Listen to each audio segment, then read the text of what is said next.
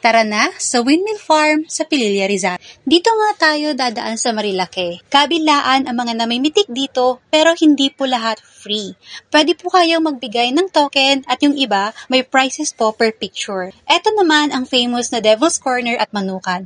Pero dahil sa mga aksidente, pinaghigpit ang seguridad para wala ng motoristang naglalaro. Nag-stop over muna kami dito para kumain. And reminder lang guys, please practice Claygo. Clean as you go. Huwag po nating iwan yung mga pinagkainan natin sa kung saan-saan. Habang papunta nga kami, inabutan na kami ng ulan. Naglaro muna kami kasi wala naman na kaming masisilungan.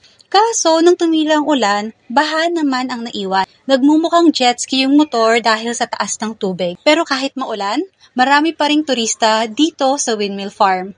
Maganda tumambay dito at wala ring babayarang entrance fee.